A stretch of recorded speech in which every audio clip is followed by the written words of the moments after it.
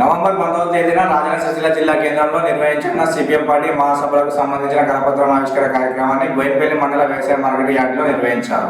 పేదల ఎర్రజెండా పార్టీ అయిన సిపిఎం ఆధ్వర్యంలో నిర్వహించే మహాసభలకు పెద్ద ఎత్తున కార్మికులు తరలి రావాలని నాయకులు గుడిదల శ్రీధర్ పేర్కొన్నారు. మార్కెట్ యార్డులో అమ్మాలి కార్మికుల ఆధ్వర్యంలో కరపత్రాన్ని ఆవిష్కరించిన అనంతరం వారు మాట్లాడుతూ 19వ తేదీన సిరిసిల్ల జిల్లా కేంద్రంలోని ఆర్డీఓ కార్యాలయం వద్ద ప్రారంభమయ్యే నిరసన ప్రదర్శనలకు తరలి రావాలని పిలుపునిచ్చారు.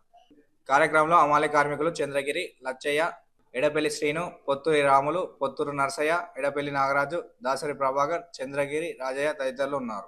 రోజున పెద్ద ఎత్తున రాజన్న సిరిసిల్ల జిల్లా కేంద్రంలో కార్మిక వర్గం పార్టీ అయినటువంటి భారత కమ్యూనిస్టు పార్టీ సిపిఎం మహాసభలు 3వ మహాసభలను విజయవంతం చేయాలని ఈ రోజు ఇక్కడ పత్రికా సమావేశం సందర్భంగా పోస్టర్ ఆవిష్కరణ చేయడం జరిగింది.